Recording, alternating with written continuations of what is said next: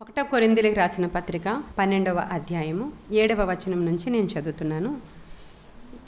అయినను అందరి ప్రయోజనము కొరకు ప్రతివానికి ఆత్మ ప్రత్యక్షత అనుగ్రహింపబడుచున్నది.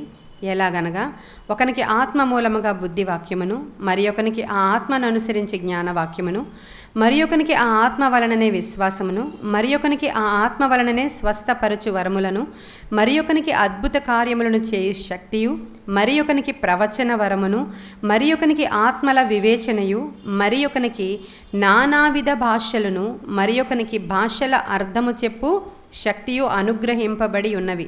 అయినను వీటన్నిటినీ ఆ ఆత్మ యొక్కడే తన చిత్తము చెప్పున ప్రతివానికి ప్రత్యేకముగా పంచి ఇచ్చుచు కార్యసిద్ధి కలుగజేయుచున్నాడు. హల్లెలూయా.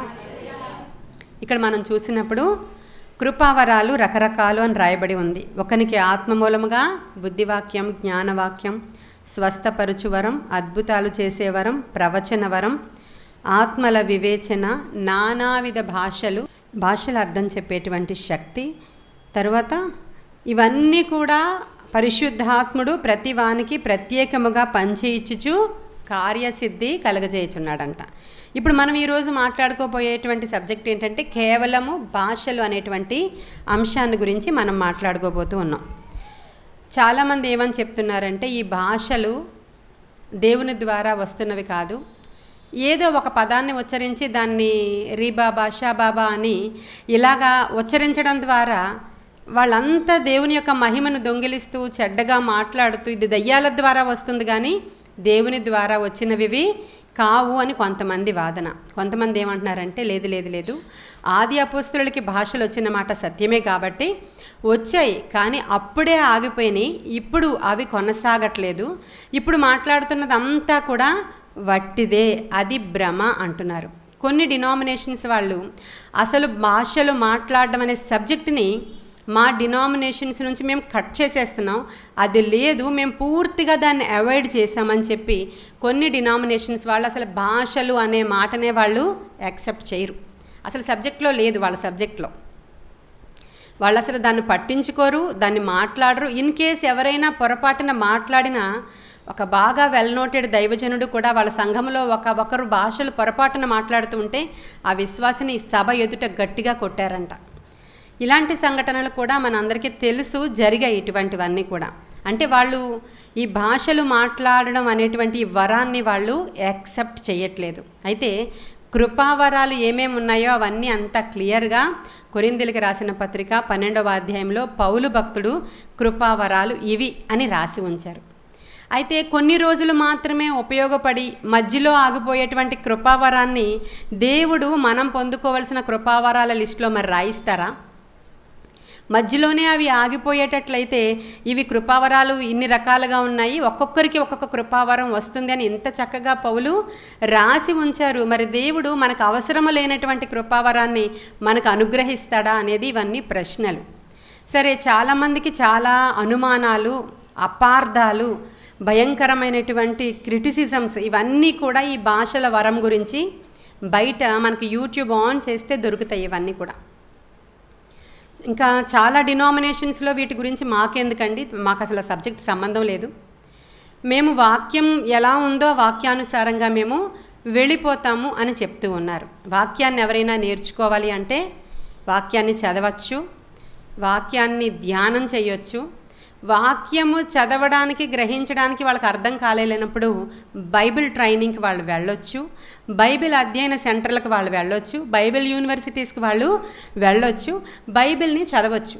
వారికి అర్థం కావడానికి బైబిల్ని బోధించే వారి దగ్గరికి వాళ్ళు వెళ్ళొచ్చు. అయితే ఆత్మ సంబంధమైనటువంటి సంగతుల గురించి తెలుసుకోవడానికి మనుష్యులు ఎవరి దగ్గరికి వెళ్ళినా కూడా అవి రావు. ఆత్మ సంబంధమైనటువంటి సంగతులు కేవలము అనుభవము ద్వారానే మనం అవి నేర్చుకోవడం జరుగుతుంది. హల్లెలూయా. ఆత్మ సంబంధమైనటువంటి విషయాలు ఆత్మ సంబంధులకు మాత్రమే అవి తెలుస్తాయి, అది పరిశుద్ధాత్మ ద్వారా వారికి అనుగ్రహించబడతాయి. అంత మాత్రాన ఆ అనుభవం మనకు లేనంత మాత్రాన అసలు ఆ వరమే లేదు అనడం అది చాలా చెడ్డ విషయము అని నాకైతే అనిపిస్తుంది. అయితే నేను నా ఎక్స్పీరియన్స్తో, నాకు జరిగినటువంటి ఎక్స్పీరియన్స్తో, మన సంఘంలో మనం ఇక్కడ జరుగుతున్నటువంటి విషయాలతో బైబిల్ కూడా ఏం చెప్తుందో ఈ 3 అంశాలని జోడించి ఈరోజు కొంతవరకు దీని గురించి చెప్పడానికి నేను ప్రయత్నం చేస్తాను. అదే కొరింథీయులకు రాసిన పత్రిక 14వ అధ్యాయం స్టార్టింగ్ వర్స్ చదువుతున్నాను చూడండి. నేను ప్రేమ కలిగి ఉండుటకు ప్రయాసపడుడి, ఆత్మ సంబంధమైన వరములను ఆసక్తితో అపేక్షించుడి, విశేషముగా మీరు ప్రవచన వరము అపేక్షించుడి. ఎందుకనగా భాషతో మాట్లాడువాడు మనుష్యులతో కాదు దేవునితో మాట్లాడుచున్నాడు. మనుష్యుడెవడునూ గ్రహింపడు గాని వాడు ఆత్మ వలన మర్మములను పలుకుచున్నాడు. క్షేమాభివృద్ధియు హెచ్చరికయు ఆదరణయు కలుగునట్లు ప్రవచించువాడు మనుషులతో మాట్లాడుచున్నాడు. భాషతో మాట్లాడువాడు తనకే క్షేమాభివృద్ధిని కలుగజేసుకొనును గాని ప్రవచించువాడు సంఘమునకు క్షేమాభివృద్ధి కలుగజేయును. మరి మాటలన్నీ కూడా మనం చదువుతున్నప్పుడు ఇది పౌలు గారు రాసినటువంటి మాటలే. ప్రేమ కలిగి ఉండడానికి మీరు ప్రయత్నం చేయండి. ఈ ప్రేమ గురించి కొరింథీయులకు రాసిన పత్రిక 13వ అధ్యాయం అంతా, దాని ముందు అధ్యాయం అంతా ప్రేమ గురించి రాయబడి ఉంది. మీరు మనుష్యుల భాషలతోనూ దేవదూతల భాషలతోనూ మీరు మాట్లాడినా ప్రేమ లేకపోతే మీరు వ్యర్థులే అని రాయబడి ఉంది. అంటే మనకి ఇక్కడ అర్థమవుతుంది, మనుష్యుల భాషలు వేరు, దేవదూతల భాషలు వేరు, నానా భాషలు వేరు. ఇక్కడ మనకు 3 రకాల భాషలు కనబడుతున్నాయి. కొంతమంది ఏమంటున్నారంటే అలంకారప్రాయంగా చెప్పారు దేవదూతల భాషలని, అంతే తప్ప ప్రత్యేకమైన భాష ఏమీ దేవదూతలకు ఉన్నట్లుగా ఎవిడెన్సెస్ లేవు అని కొంతమంది చెప్తున్నారు. దేవదూతల భాషలు అని ఎందుకు చెప్పారంటే అక్కడ అలంకారప్రాయంగా ఉపయోగించారు. ఒకవేళ అంత గొప్పవాడవైనా కూడా ప్రేమ లేకపోతే వ్యర్థుడివే అని చెప్పడానికి ఆ విధంగా ఉపయోగించారు తప్ప దేవదూతల భాష అంటూ ప్రత్యేకంగా ఏమీ లేదని కొందరు మాట్లాడుతున్నారు. మరి లేదా పరలోకపు భాష ఏమీ కూడా అని మనం ఆలోచన చేస్తే, మన ఊరు దాటి ఒక 4 గంటలు ప్రయాణం చేసి అవతలకు వెళితే అక్కడ ఇంకొక భాష ఉంటుంది. ఒక 10 గంటల ప్రయాణం చేసి ఇంకొక ప్లేస్కి వెళితే అక్కడ ఇంకొక భాష ఉంటుంది. ఒక రోజంతా దిన ప్రయాణం ఫ్లైట్లో చేసి వెళితే అక్కడ వేరే భాష ఉంటుంది. అనేకమైనటువంటి భాషలు మనకి ఇక్కడ తెలుసు. మరి పరలోకానికి వెళ్ళినప్పుడు అక్కడ ఒక భాష ఉంటుందా లేదా అంటే దానికి ఎవిడెన్స్ లేదు అంటున్నారు వీళ్ళు. పరలోకంలో ఒక భాష ఉంటుందా లేదా, లేకపోతే మన దేవునికి తెలుగు రాదా? ఆయన ఇజ్రాయెల్ కంట్రీలో పుట్టారు కాబట్టి మరి ఇప్పుడు మనం తెలుగులో ప్రార్థన చేస్తాం, ఇప్పుడు ఆయన తెలుగు రాదా? పరలోకం వెళ్ళినప్పుడు వేరే అదర్ లాంగ్వేజ్ ఏమైనా ఉంటుందా? ఇవన్నీ డౌట్స్, ప్రశ్నలు. అయితే బైబిల్ నుంచే కొన్ని జవాబులు చూడడానికి మనం ప్రయత్నము చేద్దాం. ఇప్పుడు అన్య భాషలలో మాట్లాడడం అనేటువంటిది ఎక్కడి నుంచి స్టార్ట్ అయిందంటే అపోస్తుల కార్యాలు 2వ అధ్యాయంలో మనందరికీ బాగా తెలిసినటువంటి సందర్భం అది, మేడగది అనుభవం. హల్లెలూయా. జాగ్రత్తగా వినడానికి ప్రయత్నం చేయండి. మేడగది అనుభవం. ఆ మేడగదిలో ఏం జరిగింది? యేసుక్రీస్తు ప్రభువారు చెప్పారు, నేను వెళుతున్నాను కానీ నాకు మారుగా మీ మధ్యలోనికి నేను ఆదరణకర్తను పంపిస్తాను, మీరు వెయిట్ చేయండి అని చెప్పారు ఆయన. వీళ్ళు వెయిట్ చేస్తూ దేవునికి ప్రార్థన చేస్తూ స్తుతిస్తూ ఉండగా సడన్గా వారి మీదకి బలముగా వీచే గాలి వచ్చింది, ఒక ధ్వని వచ్చింది, అగ్ని నాలుకలుగా వారి మీద వ్రాలగా వారందరూ పరిశుద్ధాత్మతో నింపబడిన వారై అన్య భాషలు మాట్లాడసాగిరి. హల్లెలూయా. వాళ్ళందరికీ ఏం జరిగింది? అక్కడ అన్య భాషలు మాట్లాడేటువంటి వరము అనుగ్రహించబడింది ఆ రోజు. అన్య భాషలు అంటే అర్థం ఏంటంటే అదర్ లాంగ్వేజెస్. అంటే అర్థం ఏంటంటే వాళ్ళు మాట్లాడుతున్నారు, అక్కడ ఉన్నటువంటి వాళ్ళు ఆ ఇజ్రాయెల్ కంట్రీకి చెందిన వాళ్ళు, హీబ్రూ లాంగ్వేజ్ మాత్రమే తెలిసిన వాళ్ళు. వాళ్ళందరూ అక్కడ ఏం జరిగిందంటే అది పెంతెకోస్తు పండుగ దినము అని రాయబడి ఉంది. ఆ ప్లేస్ అంతా కిటకిటలాడిపోతుంది. ఎందుకని? యూదులు పండుగకి వచ్చారు అక్కడికి. ప్రపంచంలో ఎక్కడెక్కడ చెదిరిపోయారో యూదులు, చెదిరిపోయిన యూదులందరూ ఆ రోజు ఆ పండుగకి అక్కడికి వచ్చారు. ఈ యూదులు ఎక్కడెక్కడి నుంచి వచ్చారు? అపోస్తుల కార్యాలు 2వ అధ్యాయంలో చూద్దాం, తీయండి ఒకసారి. 5వ వచనం చదువుతున్నాను చూడండి. ఆ కాలమున ఆకాశము క్రింద నుండి ప్రతి జనములో నుండి వచ్చిన భక్తిగల యూదులు యెరూషలేములో కాపురముండిరి. ఈ శబ్దము కలుగగా జనులు గుంపులుగా కూడి వచ్చి ప్రతి మనుష్యుడు తన స్వభాషతో వారు మాట్లాడుట వినినప్పుడు కలవరపడిరి. అంతటా వారు విభ్రాంతి నొంది ఆశ్చర్యపడి, ఇదిగో మాట్లాడుచున్న వీరందరూ గలిలయులు కారా? మనలో ప్రతివాడు తాను పుట్టిన దేశ భాషతో వీరు మాట్లాడుట మనం వినుచున్నామే. ఇదేమి? పార్దీయులు, మాదీయులు, ఏలామీయులు, మొసపతేమియా, యూదయ, కప్పదొకియా, పొంతి, ఆసియా, ఫ్రుగియా, పంపులియా, ఐగుప్తు అనే దేశముల వారందరి వారు. ఇవన్నీ కూడా లాంగ్వేజెస్. ఆయా దేశాలకి, ఆయా మనుష్యులకి సంబంధించినటువంటి లాంగ్వేజెస్ వాళ్ళు గలిలీయులు అనర్గళంగా మాట్లాడేస్తున్నారంట. అన్య భాషలు అంటే ఏంటండి?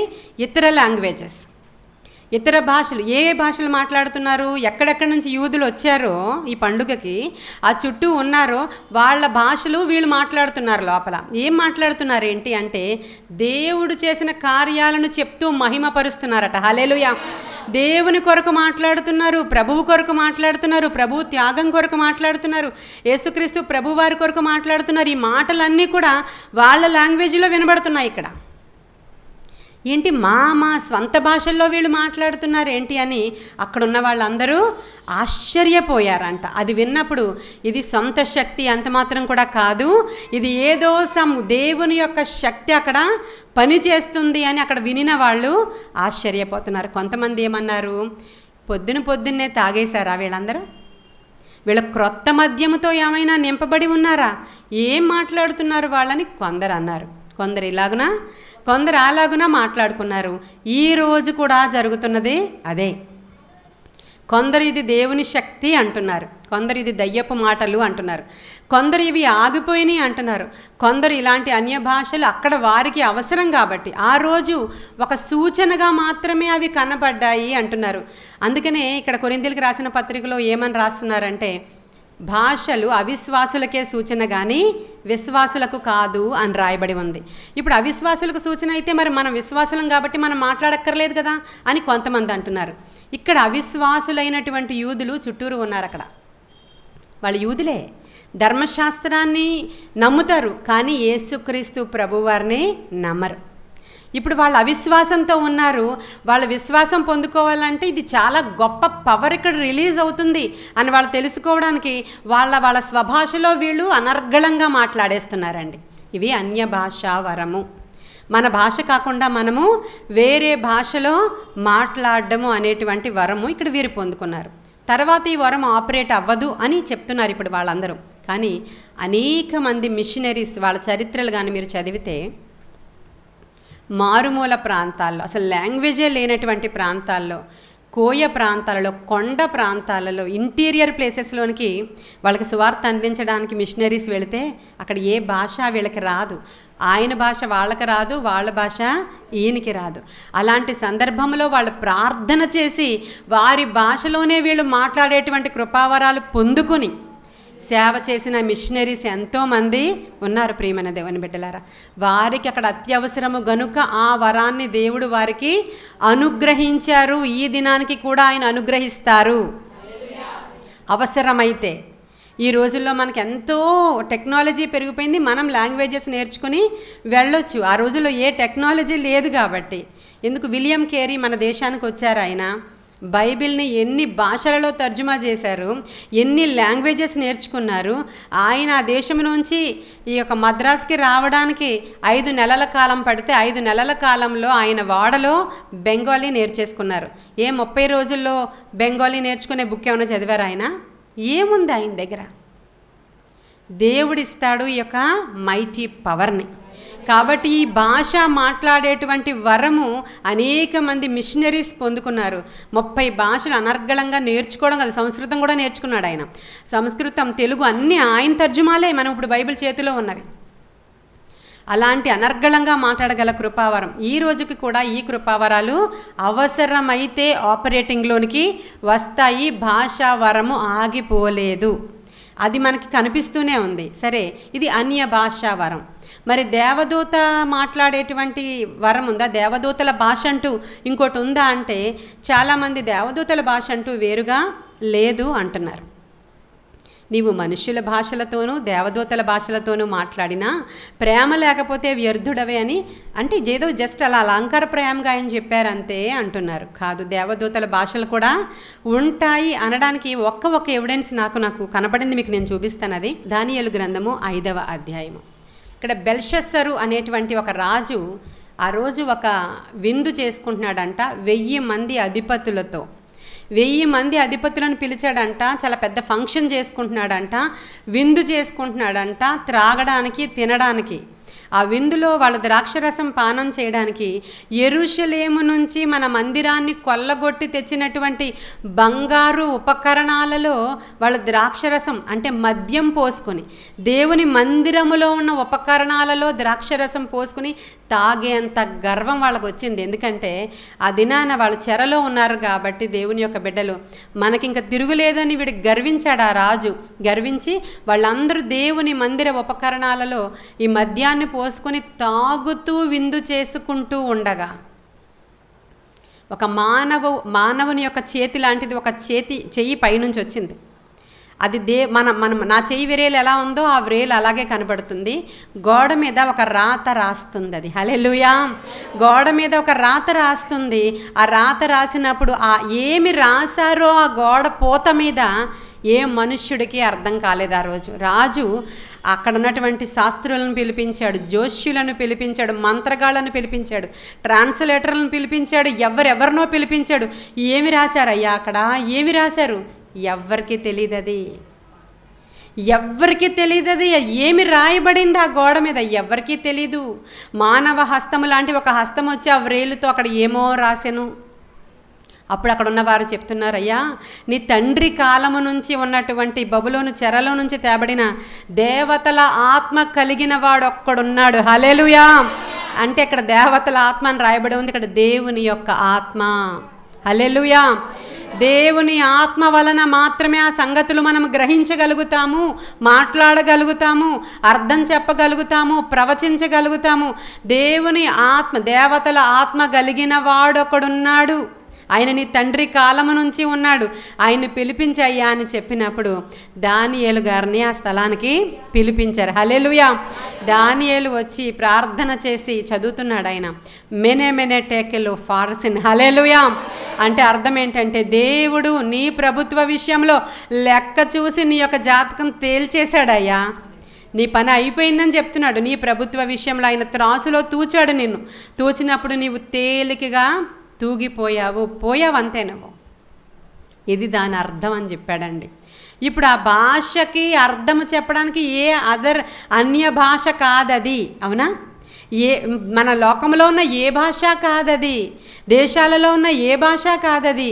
ఇప్పుడు దేవదూత వచ్చిందో, దేవుడే వచ్చాడో, ఆయన హస్తముతో భాషలో రాశాడో, ఈ భాషను గ్రహించడానికి రాజు ఎవరిని పిలవలేకపోయాడు, పిలిచినా వాళ్ళు చెప్పలేకపోయారు. ఇప్పుడు ఏ భాష అంటారు అది? ఆ భాషను అర్థం చేసుకోవడానికి కేవలం దానియేలుకు మాత్రమే సాధ్యమైంది. కారణం ఆయన దేవుని యొక్క ఆత్మ కలిగిన వాడు. హల్లెలూయా. దేవదూతల భాషలో నీవు మాట్లాడినను, మరి ఆ భాష చెప్పాడు, భాషకు అర్థం చెప్పాడు కదా. ఈరోజు మీరు దేవదూతల భాషలతో మాట్లాడినను, ఇప్పుడు మనకి అన్య భాషలలో మాట్లాడినను, నానా భాషలు మాట్లాడే వరం మనం పొందుకున్నను. ఈ భాషలన్నీ కూడా మనకి క్షేమాభివృద్ధి కలుగజేయడానికే అని రాయబడి ఉన్నాయి. ఈ భాషలు ఆగిపోలేదు ప్రియమైన దేవుని బిడ్డలారా. ఎందుకు ఆగిపోతాయి? కృపావరాలను అనుగ్రహించినటువంటి పరిశుద్ధాత్ముడు ఇంకా భూమి మీద ఉన్నంత కాలము ఆయన అనుగ్రహించిన కృపావరాలన్నీ ఆపరేటింగ్లోనే ఉంటాయి. అన్ని కృపావరాలు ఆయనతో పాటు ఉంటాయి. ఆయన ఎప్పుడైతే ఎత్తబడిపోతాడో భూమి మీద నుంచి కృపావరాలన్నీ ఆయనతో పాటు వెళ్ళిపోతాయి. ఆయనతో పాటు ఇవి వెళ్ళిపోతున్నప్పుడు మనం కూడా ఆయనతో పాటే వెళ్ళిపోతాం. హల్లెలూయా. మనం కూడా ఇక్కడ ఉండేవాళ్ళం కాదు, మన లోకం ఇది కాదు, మన దేశం ఇది కాదు. అవునా? మన పౌరసత్వము పరలోకములో ఉంది. మనం కూడా ఉండం ఆయన వెళ్ళిపోతే. కాబట్టి ఏ కృపావరాలు ఏమి కూడా నిరర్ధకము కావు. భాషలైనా నిలిచిపోతాయి కానీ, ప్రవచనాలైనా నిరర్ధకం అయిపోతాయి కానీ, ప్రేమ నిలిచి ఉంటుందని ఆయన చెప్పడానికి ఆ విధంగా ఉపయోగించారే తప్ప ఈ కృపావరాలు అనేవి, ఈ కృపావరాలను కొట్టేశారు, ఈ కృపావరాలు ఆపరేటింగ్లో లేవు, ఇప్పుడు ఈ కృపావరాలు ఫంక్షనింగ్లో ఉన్నాయి అని చెప్పడానికి నీవు నేను ఎవరు? స్వస్థతలు జరుగుతున్నాయనేవి మనందరికీ తెలుసు. జరుగుతున్నాయా లేదా? ఇక్కడ కూర్చున్న మీ అందరికీ జరిగాయా లేదా? జరిగాయా? స్వస్థతలు జరిగాయా? హల్లెలూయా. మనం అందరం స్వస్థతలు పొందుకున్నాము. ఆ తర్వాత కృపావరాలు ఏమేమి ఉన్నాయి? సూచక్రియలు చూసాం. మనకు అక్కడ గ్రౌండ్లో అగ్ని సదస్సులు జరుగుతూ ఉన్నాయి. మరి దట్టమైన మేఘం వచ్చింది. వర్షం కూడా స్టార్ట్ అయిపోయింది. అందరూ కూడా కొంతమంది వెళ్ళిపోతున్నారు, కొంతమంది నిలవబడ్డారు. మనం అందరం ఈ మేఘమా పాట పాడుతున్నాం. పాడమన్నారు పరిశుద్ధాత్ముడు అక్కడ. మేఘమా పాట పాడుతుంటే మొత్తం ఆ గ్రౌండ్ చుట్టూరు హెచ్బి కాలనీ నుంచి సీతమ్మ ధార వరకు ఉన్నటువంటి ఏరియా అంతా వర్షం పడుతూ ఉండగా మన గ్రౌండ్లో వర్షం పడలేదు. హల్లెలూయా. అది మనం అందరము చూసాం. ఆ రోజు ఆ ఇన్సిడెంట్ చూసిన తర్వాత శాంతి అనే ఆమె మరి రక్షించబడి మరలా తిరిగి విశ్వాసంలో పురికొల్పబడి, ఎంత గొప్ప దేవుణ్ణి కలిగి నేను ఎందుకు ఇలా ఉండాలి అని ఆ విశ్వాసి ఆ రోజు నుంచి మన మందిరానికి వస్తూ ఉన్నారు. అది అక్కడ సాక్ష్యం ఉంది. హల్లెలూయా. అది సూచక క్రియ. సూచక క్రియలు దేవుడు చూపిస్తున్నాడు. అవసరమైనప్పుడు మహత్ కార్యాలు దేవుడు చేస్తున్నాడు. స్వస్థత వరాలు మనం అనుభవిస్తూ ఉన్నాము. ఈ వరాలన్నీ ఆపరేట్ అవుతూ ఉన్నప్పుడు ఈ ఒక్క వరానికే రెడ్డింగ్తో ఎందుకు మార్క్ చేస్తాడు దేవుడు? సరే, అలాగని ఇప్పుడు భాషలతో మాట్లాడితేనే పరిశుద్ధాత్మ పొందుకున్నట్లా? ఇది ప్రశ్న మళ్ళీ. అయితే మేము పరిశుద్ధాత్మ పొందుకోవాలి అంటే మేము భాషలతో కంపల్సరీ మాట్లాడాలా అంటే మన సంఘంలో సగం మందికి భాషలు రావు. మరి ఇప్పుడు ఎలాగా అంటే కంపల్సరీ పొందుకోవాలి అనేది ఏమీ కూడా లేదు. ఎందుకంటే ఇక్కడే ఉన్నారు, ఇక్కడే రాయబడింది, మీరు ఇప్పుడు విన్నారు. ఏమని? కొందరికి కొన్ని, అందరికీ అన్నీ కాదు, కొందరికి కొన్ని మీరు పొందుకుంటారు. అది మీ ఆసక్తి చెప్పున, మీ యొక్క దేవుడి యొక్క ఫిల్లింగ్ అంటే ఆత్మ యొక్క నింపుదల చెప్పున మీకు అవసరమైనది, లేదంటే మీరు ఆశపడినది, లేదంటే గిఫ్ట్ అంటే ఏంటి? ఆయన ప్రేమతో నీకు ఇచ్చేది. ఇలా ఏమైనా సరే అనుకోండి, ఒక్కొక్కరికి ఒక్కొక్క కృపావరం అనేది దేవుడు ఇస్తాడు. కొంతమందికి విశ్వాసం అనే వరం చాలా మెండుగా ఉంటుంది. ఆ ఇంక మిగతావేమీ లేకపోయినా విశ్వాసంతో వాళ్ళు అన్నీ జయించేస్తారు. కాబట్టి ఇలా కృపావరాలు, అనేక రకాల కృపావరాలు. ఇప్పుడు భాషలతో దేవదూతల భాషలు కూడా ఉన్నాయి. అయితే ఇక్కడ పౌలు భక్తుడు ఏం చెప్తున్నాడంటే, ఓకే, మీరు ఏ భాషలతో మాట్లాడినా కూడా ఎవరైతే భాషలతో మాట్లాడతారో భాషలతో మాట్లాడేటువంటి ఆ వరము కలిగిన వారు తమకే క్షేమాభివృద్ధిని కలుగజేసుకుంటారు. అదే ప్రవచనం మాట్లాడేటువంటి వరం ఉందనుకోండి మీకు, వారు సంఘానికి క్షేమాభివృద్ధి కలుగజేస్తారు. ఎలాగా? ఇప్పుడు క్రొత్తగా వచ్చారు మల్లేశ్వరి వాళ్ళు. ఇప్పుడు ఇక్కడ కూర్చున్న వాళ్ళు ప్రవచిస్తూ ఉన్నారు అనుకుందాం. ప్రవచన వరం ఉన్నవాళ్ళు, వరం ఉన్న వాళ్ళు ప్రవచిస్తున్నారు. ఏమనంటే, అమ్మా ఇదిగో నీ సమస్య తప్పకుండా దేవుడు తీరుస్తాడు, నీ హృదయంలో ఆ భారం తీసేస్తాడు, నువ్వు బాధపడకని సంథింగ్ ఏదో ఒకవేళ అలా ప్రవచించమని నేనేం చెప్పట్లా. ఒకవేళ అలా ప్రొఫెసీ చెప్తుంటే మల్లేశ్వరి అనుకుంటుంది, ఆవిడ నేను పాస్టమ్మ గారికే కదా నేను ఈ సమస్య చెప్పాను, ఈ సహోదరి ఎవరు నా పేరు పెట్టి మరీ ప్రవచిస్తున్నారని చెప్పి ఆమె వెళ్ళి ఒక 100 మందిని తీసుకొస్తుంది. ఎందుకంటే అక్కడ దేవుని యొక్క సంగతులు జరుగుతున్నాయి. హల్లెలూయా. ఇది సంఘానికి క్షేమాభివృద్ధి. కాబట్టి సంఘానికి క్షేమం కలిగేలాగున మీరు ప్రవచన వరాన్ని ఆసక్తితో మీరు అపేక్షించండి. అదే మీరు టంగ్స్లో మాట్లాడుతున్నారు, భాషలతో మాట్లాడుతున్నప్పుడు నిరుపమ వచ్చి అక్కడ కూర్చుంది. ఆవిడకి ఏమీ అర్థం కావట్లేదు. అప్పుడు ఆవిడ ఏమనుకుంటుందంటే, అబ్బా గోలగా ఉంది, అల్లరిగా ఉంది, ఈ భాషలు ఏం మాట్లాడుతున్నారో నాకు అర్థం కాదు, అసలు నేను ఇవి నమ్మను అని ఆవిడ లేచి వెళ్ళిపోద్ది అక్కడి నుంచి. అంతే కదా? ఎందుకంటే ఆవిడకి అర్థం కావట్లేదు. ఇదే పౌలు చెప్తున్నాడు. ఒకవేళ ప్రవచనం కనుక మీరు ప్రవచిస్తూ ఉంటే అది అర్థమవుతుంది కాబట్టి సంఘానికి క్షేమకరం. ఈ భాషలతో మాట్లాడి అర్థం కాని భాషతో నువ్వు మాట్లాడుతుంటే అవతల వాడికి ఏంటయ్యా ఉపయోగం లేదు సరికదా. వాళ్ళు అభ్యంతర పడవచ్చు, వాళ్ళు బయటికి వెళ్ళిపోవచ్చు. కాబట్టి ఒకవేళ భాషతో నీవు మాట్లాడినా ఆ భాషలకి అర్థం చెప్పే శక్తి గల వాళ్ళు ఇంకొకళ్ళు ఉన్నారనుకో సంఘంలో, అప్పుడు నువ్వు మాట్లాడు. నీకు మాట్లాడుతున్నది ఏదో నీకే తెలియదు, అర్థం చెప్పేవాళ్ళు కూడా సంఘంలో లేరు, అప్పుడు దీన్ని ఆపరేట్ చేయొద్దు, మాట్లాడొద్దు, నీవు మౌనంగా ఉండు అని పౌలు హెచ్చరిక చేశాడు. ఇప్పుడు ఎలా మరి మనకి భాషావరం ఉంది, మనకి లోపల నుంచి వచ్చేస్తుంది. ఇప్పుడు పద్మగారు ఇలా వచ్చి కూర్చోగానే ఆవిడకి అలా వచ్చేస్తూ ఉంటుంది. ఇప్పుడు ఎలా ఆవిడేం చేయాలంటే ఇప్పుడు అర్థం చెప్పే శక్తి కొరకు ప్రార్థన చేయాలి.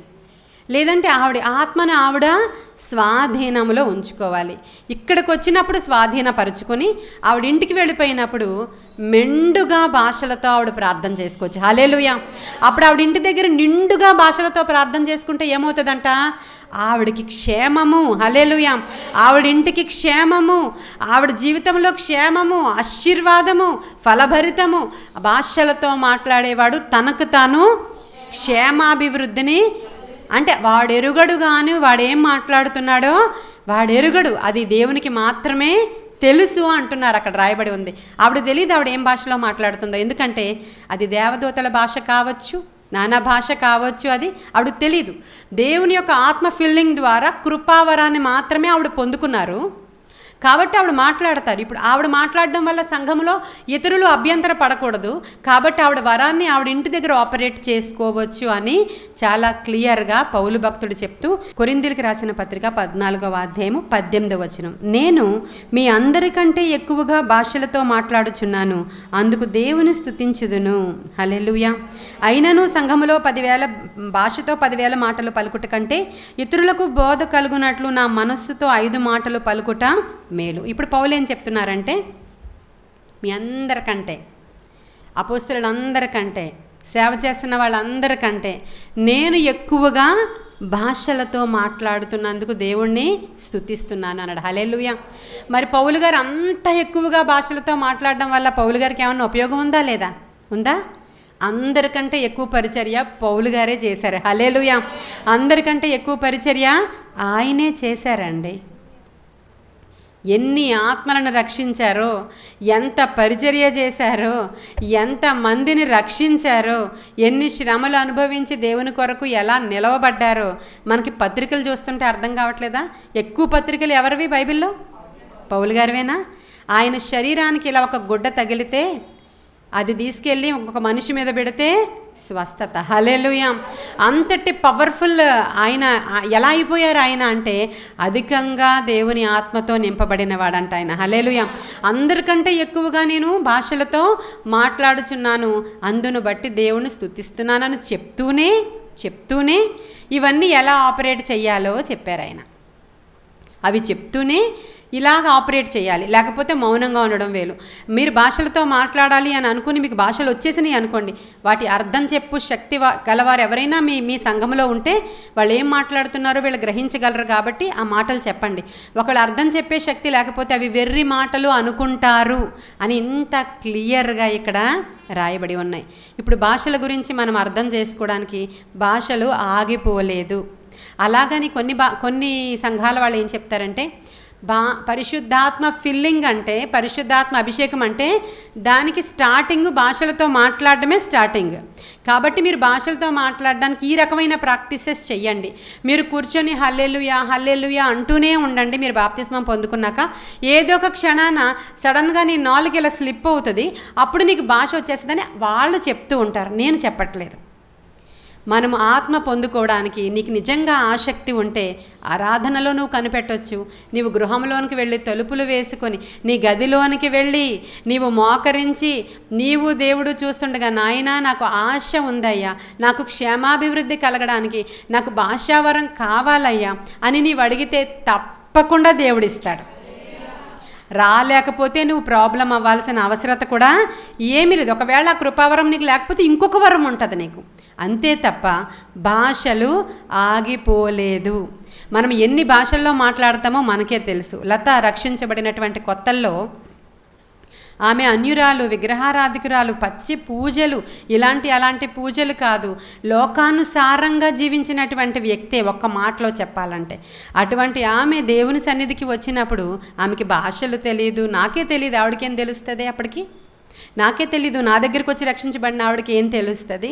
ఆ అమ్మాయి నా దగ్గరికి వచ్చి ప్రార్థన చేయించుకోవడానికి మా ఇద్దరం కలిసి ప్రార్థన చేస్తూ ఉన్నప్పుడు పరిశుద్ధాత్మ అభిషేకం బలంగా దిగి వచ్చినప్పుడు ఆ అమ్మాయి నోరు తెరవబడి భాషలతో మాట్లాడడం మొదలుపెట్టింది. ఆ బాప్తిస్మం పొందుకోకముందు, అప్పటికి ఇంకా పొందుకోలేదు ఆమె. బాప్తిస్మం పొందుకోకముందు ఇంకా ఆమె పొందుకోలేదు. కలిసి ప్రార్థన చేస్తున్నాం మేము. నేను హై పవర్ వోల్టేజ్తో ఉన్నాను, నేను అధికంగా ప్రార్థన చేసుకుంటున్నాను. ఆమె వచ్చి నా దగ్గర ఇలా కూర్చుని నేను కూడా ప్రార్థన చేసుకుంటానని చెప్పి వచ్చి అప్పటికి దేవునిని అప్పుడప్పుడే తెలుసుకుంటుంది. ఇక అంతే నోరు స్టార్ట్ అయింది, ఆమె మీదకి అభిషేకం దిగి వచ్చింది, ఫైర్ అనాయింటింగ్. ఆమె మాట్లాడడం మొదలుపెట్టింది ఉదయం 11 గంటలకి. ఆ మాటలు ఆ రోజంతా ఆగలేదు, రోజంతా. అక్కడ నీకు 12 అయింది, 1 అయింది, 2 అయింది, 3 అయింది, 4 అయింది, 5 అయింది. అమ్మాయి ఎవరు? అన్యురాలు. అసలు నాకే తెలియదు దాని గురించిన భాషలు కానీ వాక్యం కానీ ఏం అంటే దేవునిలో ఎదుగుతున్నాం మేము, అంతే ఆసక్తితో ఉన్నాం మేము. ఆమె అంటే టంగ్స్లో మాట్లాడుతుంది, కన్నీటితో ప్రార్థిస్తుంది, ఏడుస్తుంది, మోకరించింది, భాషలతో మాట్లాడుతుంది. ఆపడానికి నేను ట్రై చేస్తున్నాను, ఎందుకంటే వాళ్ళ ఇంట్లో వాళ్ళందరూ అన్యులు. ఇంటికి వెళ్ళి ఇలా పిచ్చి పిచ్చిగా కానీ మాట్లాడితే నా పని అయిపోతుంది అక్కడ. నన్ను ఇంక ఏమంటారో నాకే తెలియదు. అమ్మాయికి కరెంట్ షాక్ కొడితే ఎలా ఉంటుందో అలాగా, ఒక కాకి కరెంట్ షాక్ కొడితే ఎలా గిలగిలా కొట్టుకుంటుందో అలా గిలగిలా కొట్టుకుంటుంది ఆమె. పొద్దున్నుంచి రాత్రి అయిపోయింది, 5 అయిపోయింది. నేను ఇంకా కంట్రోల్ చెప్తున్నా, నువ్వు కంట్రోల్ అయ్యి ఇంటికి వెళ్ళిపోలేత, అస్సలు బాగలేదు, నువ్వు కంట్రోల్. నాకు అప్పుడు తెలియదు ఇలా ఎలా ఉంటుందో కూడా తెలియదు నాకు. నేను సీరియస్ అవుతున్నా, నువ్వు కంట్రోల్ చేసుకోకపోతే ఎలా, దేవుని ఆత్మ నీ స్వాధీనంలో ఉంటుంది, నువ్వు కంట్రోల్ చేసుకో అని తిడుతున్నాను అమ్మాయిని నేను. తనకి కంట్రోల్ అవ్వట్లా. ఆఖరికి కంట్రోల్ చేసుకున్నట్లుగా ప్రవర్తించి మొత్తానికి అంటే కొంచెం గట్టిగా తనను తాను సాధు చేసుకుని ఇంటికి వెళ్ళింది కానీ అక్కడ మళ్ళీ వణుకుపోతుంది ఆ అమ్మాయి. వణుకుపోతుంటే మళ్ళీ నేను వాళ్ళ ఇంటికి వెళ్ళా. అక్కడికి వెళ్ళి ఇద్దరం కలిసి మేడ మీద కూర్చొని నువ్వు ఇలా కాదు, ఇక్కడ అసలు ఎవరికి తెలియకూడదు, నువ్వు కంట్రోల్ చేసుకో అని నేను మాట్లాడుతుంటే ఇంకెక్కువ వచ్చేస్తున్నాయి అమ్మాయికి. నేను నా నోటితో లతాను పిలిస్తే అమ్మాయికి ఇంకొంచెం ఎక్కువ వచ్చేస్తున్నాయి. రాత్రంతా అసలు ప్రవచిస్తుంది, మాట్లాడుతుంది, అసలు భాషలు వరం. అప్పటికి ఇంకా బాప్తిస్మం తీసుకోలేదు. ఇప్పుడు అంటారు బాప్తిస్మం తీసుకోలేని వాళ్ళకి వచ్చినవి దయ్యపు మాటలు కానీ దేవుని మాటలు కాదంటారు ఇప్పుడు ఎవరికైనా చెప్తే. ఆ దేవుని మాటలే అనడానికి సాదృశ్యం నేను చెప్తా. కొర్నేలి అనేటువంటి భక్తుని యొక్క ఇంట్లో ఒక ప్రేయర్ మీటింగ్ జరుగుతుందా? అపోస్తుల కార్యాలు 10వ అధ్యాయంలో ప్రేయర్ మీటింగ్ జరుగుతుంది. వాళ్ళెవ్వరూ బాప్తిస్మం పొందిన వాళ్ళు కారు, వాళ్ళెవ్వరూ దేవుణ్ణి ఎరిగిన వారు కారు. అక్కడికి వచ్చిన ఆయన హై పవర్తో ఉన్నటువంటి పేతురు గారు వాక్యం చెప్తూ ఉంటే వాళ్ళందరూ ఏం చేస్తున్నారు? ప్రవచిస్తున్నారు, భాషలతో మాట్లాడుతున్నారు. హల్లెలూయా. వారు ఇంకా బాప్తిస్మం తీసుకోకుండానే పరిశుద్ధాత్మ అనేటువంటి వరము వారి మీదకి వచ్చేసి ఆపరేట్ అయినట్లుగా, ఇవేమీ మాకు ఈ సంగతులు తెలియలేనప్పుడే ఆమె ఈ వరాన్ని ఇక్కడ పొందుకుంది, భాషలతో మాట్లాడుతుంది. దాని ట్రాన్స్లేషన్ ఆ దినాన నాకు అక్కడికక్కడే అలౌ చేయబడింది. హల్లెలూయా. ఆమె ఏం మాట్లాడుతుందో నేను ట్రాన్స్లేట్ చేయగలిగాను. అది నాకు ముందేమీ లేదు ఆ వరం. అప్పుడు యెషయా 61వ అధ్యాయం నుంచి ఆమె మాట్లాడుతున్న సంగతులను నేను ప్రవచించాను. హల్లెలూయా. ఇట్టి అనుభవాల గుండా మేము వెళుతూ ఈ రోజుకి ఒక 15-18 సంవత్సరాల పరిచర్యను కొనసాగిస్తూ వెళుతున్నాం మనం. ఇప్పుడు మీరందరూ ఇప్పుడు వచ్చినప్పుడు ఈ వరాల గురించి నేను విన్నప్పుడు ఇవి ఉన్నాయా లేవా, వాళ్ళ ఎక్స్పీరియన్స్లో ఇవి లేవనుకుంటున్నారు. వాళ్ళకి అవి రాలేదు కాబట్టి వాళ్ళు అవి లేవనుకుంటున్నారు. దీని గురించి మన దేశంలోనే ఇన్ని గొడవలు అవుతున్నాయి. వేరే అదర్ కంట్రీస్లో ఎవరికి కూడా ఇన్ని గొడవలు లేవు, ఇంత కాంట్రవర్సీలు లేవు, ఇన్ని యూట్యూబ్లో తిట్టుకోవడం లేదు, విషము చిమ్ముకోవడం లేదు, ఎవరైనా ఒకరు ఇలా చెప్తే వాళ్ళ మీద నిందలు మోపేసేయడం లేదు, వాళ్ళు ఇలాంటి వాళ్ళు అలాంటి వాళ్ళని క్రిటిసైజ్ చేయడం ఎక్కడా లేదు. మన దేశంలోనే శోధకుడు ఎందుకు ఇంత శోధన ఎలా చేస్తున్నాడో నాకు తెలియదు. కానీ ఈ వాక్యం విని కొందరైనా ఒక క్లారిటీ రావాలని నేను ఆశపడుతూ ఉన్నాను. ఎందుకంటే చెప్పాను కదా ఇందాకే, బైబిల్ గురించి తెలియాలంటే బైబిల్ అధ్యయనం కేంద్రానికి నువ్వు వెళ్ళొచ్చు, బైబిల్ కాలేజ్కి వెళ్ళొచ్చు, నీకు నువ్వు చదువుకోవచ్చు. ఈ సంవత్సరం అర్థం కాకపోతే వచ్చే సంవత్సరం అన్నా నీకు అర్థమవుతుంది. బైబిల్ గురించి ఎక్కడికి వెళ్ళినా నీకు వివరణ ఎవరైనా సరే వివరించి చెప్తారు. ఆత్మ వరాల గురించి మాత్రం అనుభవిస్తేనే చెప్పగలరు. ఆ ఎక్స్పీరియన్స్ నీకు ఉంటేనే నువ్వు చెప్పగలవు తప్ప, లేకపోతే నీకు అనుభవం రాకపోతే అది లేదు అని డిక్లేర్ చేసేస్తావు నువ్వు. అదే జరుగుతుంది ఇప్పుడు లోకంలో.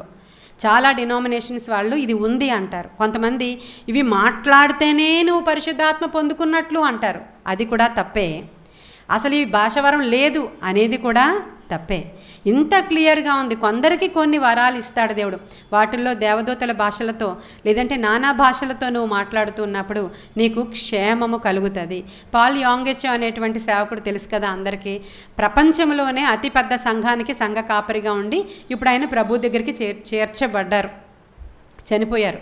ఆయనకి అసలు ఏ ఎక్స్పీరియన్స్ లేకుండా ఇప్పుడు మేము ఎలా పొందుకున్నామో నేను లత, అలాగే ఆయన కూడా ప్రార్థన చేస్తూ ఉండగా సడన్గా ఒక రోజున ఆయన మీదకి దేవుని ఆత్మ కృమ్మరించబడినప్పుడు సడన్గా ఆయన నోటితో ఆయన తెలియని ఉచ్చరింప సఖ్యము కాని మాటలు నోట్లో నుంచి వచ్చేస్తూ ఆయన హృదయం అంతా తేలిపోతే కొన్ని గంటల తరబడి ఆయన మాట్లాడిన తర్వాత ఆయనకి ఏం జరిగిందో తెలియక ఒక సేవకుడి దగ్గరికి వెళ్ళి నాకు ఇలా జరిగిందని చెప్పినప్పుడు ఆయన అపోస్తుల కార్యాలు 2వ అధ్యాయం తీసి ఆయనకి చూపించారంట. ఆ తర్వాత వాళ్ళ సంఘంలో ఈ వరాలు, ఈ కృపావరాలు, స్వస్థతా వరాలు ఇవన్నీ ఆపరేట్ అవుతూ ఉంటాయి. వాళ్ళ సంఘంలో ప్రతి తెల్లవారుజామున ప్రార్థనలు జరుగుతాయి. ప్రతిరోజు ప్రేయర్ టవర్ ఉంటుంది వాళ్ళకి. కొండ గుహల్లో వాళ్ళంతా ఒక చిన్న చిన్న రూమ్స్ కింద కట్టి మార్నింగ్ నుంచి మరి ఈవినింగ్ వరకు 24 గంటలు బ్యాచెస్ వైజ్ ప్రార్థనలు చేస్తూ ఉంటారు. తద్వారా వాళ్ళ దేశం అంతా రక్షించబడిపోయిందండి.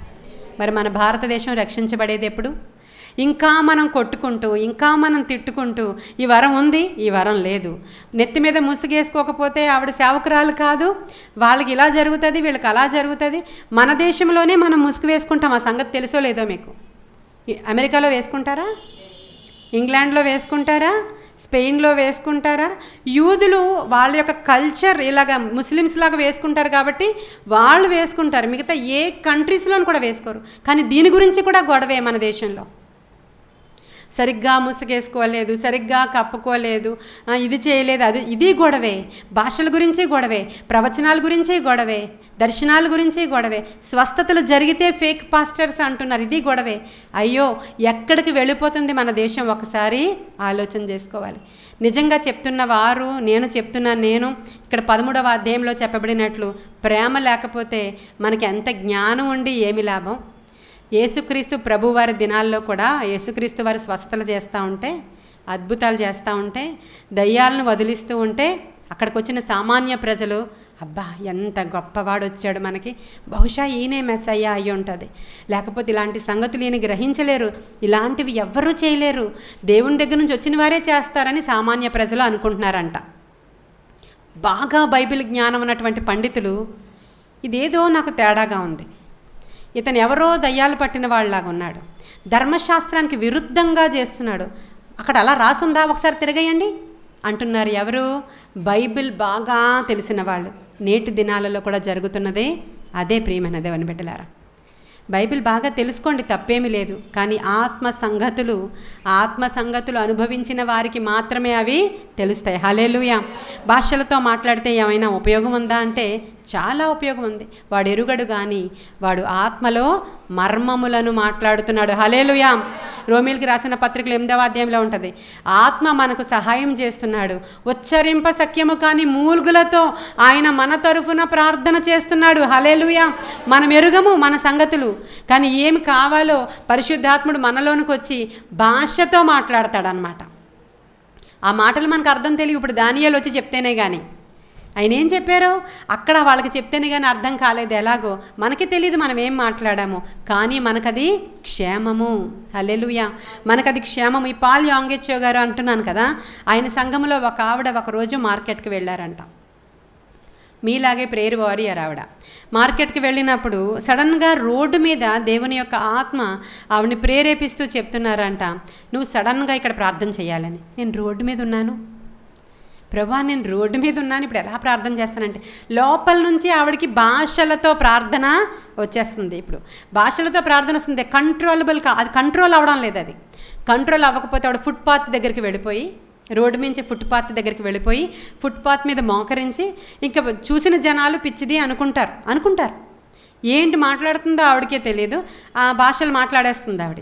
భాషలతో ప్రార్థన చేసేస్తుంది. హాఫ్ ఎన్ అవర్ అయిపోయిన తర్వాత కంట్రోల్ చేసుకుని దేవునికి స్తోత్రం చెప్పి అందరినీ చూసి ఒకసారి సిగ్గుపడి ఆవిడ బ్యాగ్ పట్టుకుని ఆవిడ ఇంటికి వచ్చేసింది. ఇంటికి వచ్చేటప్పటికి ఇల్లంతా చెల్లా చెదురుగా ఉంది. కారణం, ఇంట్లో దొంగలు పడ్డారు. అప్పుడు ఆవిడ ఒకచోట ఇంట్లో ఉన్నటువంటి డబ్బులు బంగారం ఒకచోట దాచిందంట ఆవిడ. ఆ ప్లేసు ఎదురుగానే ఉంది, కానీ ఆ దొంగవాడికి కనబడకుండా కాపాడిన వాడు దేవుడు. అక్కడ జరిగింది దీని కొరకైనటువంటి ప్రార్థన. హల్లెలూయా.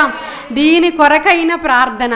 ఆవిడ ప్రార్థన చేస్తూ ఉండగా దేవుడు కాపుదలనిచ్చి అసలు విలువైన సొత్తు అక్కడి నుంచి దొంగిలించకుండా, ఆవిడకి తెలియదు అక్కడ ఏం జరుగుతుందో, డైరెక్ట్గా ప్రభు ఆత్మ వెళ్ళి నీ ఇంట్లో దొంగతనం జరుగుతుందంటే నాకు ఇప్పుడు ప్రార్థన రాదు, నేను పారిపోద్దామే, ఇంకేం ప్రార్థన చేస్తాను, బంగారం అక్కడ పెట్టాను ప్రభా, అయ్యో అబ్బాయి ఫీజు కట్టడానికి డబ్బులు అక్కడ ఉన్నాయి ప్రభా, నేను ఇంటికి వెళ్ళక ప్రార్థన చేస్తానని పరిగెడుతుందా, అక్కడ చేస్తుందా? కాబట్టి ఆవిడకి తెలీదు ఆవిడ ఏమి భాషలతో మాట్లాడిందో. హల్లెలూయా. క్షేమాభివృద్ధి. వారు ఎరుగరు కానీ వారు భాషలతో మాట్లాడుతున్నప్పుడు నీవు దేవదూతల భాషలతో మాట్లాడుతున్నావు, నానావిధ భాషలతో మాట్లాడుతున్నావు, అవసరమైతే అన్య భాషలు కూడా దేవుడు ఇస్తాడు. అది ఏమీ ఆగిపోలేదు. అవసరము మేరకు ఈ కృపావరాలు మనకి ఉపయోగపడతాయి ప్రియమైన దేవుని బిడ్డలారా. కాబట్టి ఈ భాష గురించి మన సంఘానికి క్లారిటీ వస్తే ముందు మంచిది. ఒకవేళ ఇది ఎవరైనా వింటున్నట్లయితే వినేవారు కూడా వాళ్ళకి దేవుని ఆత్మ ఒప్పిస్తే, ఇవి కరెక్టే అనిపిస్తే నిజంగా వారు కూడా దీని విషయంగా క్షేమము పొందుకొందురుగాక. ఈ పరిశుద్ధ లేఖన భాగము దేవుడు మన వినికిడిలో దీవించునుగాక.